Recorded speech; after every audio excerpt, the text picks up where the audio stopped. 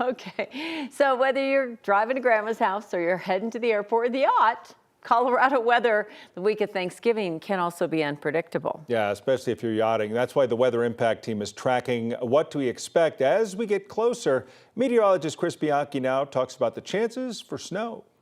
Well, we're only a few days away from Thanksgiving, of course, next week, which means we can have temperatures as low as -18, like what we had back in 1877 in Denver, and as warm as sometimes near 80 degrees. We've had that actually several times. We've had temperatures near 80 degrees on Thanksgiving. So what could we get in terms of that possibility for snow? Well, maybe the good news is that our chances for snow in Denver, only about 1 in 10, about a 12% chance that we get snow. Last time that we had measurable snow on Thanksgiving was an inch of snow back in 2015. We actually had it in 1928, 8.5 inches of snow. Now, looking ahead at next week in terms of what we actually could see, there are increasing probabilities that we're going to be looking at some snow somewhere around the Thanksgiving holiday. Now, keep in mind, you might be going, wait, can you give me more specifics? Folks, we're 10 days out, right?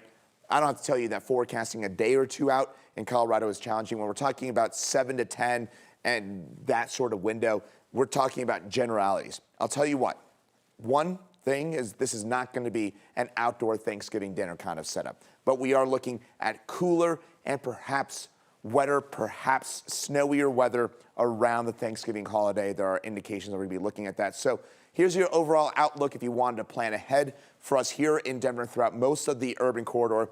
Think about 40s, upper 30s, low to mid 40s, perhaps active in terms of the weather. And of course, the 90s Weather Impact Team will have the latest and get you a bit more detail as we get closer to the Thanksgiving holiday.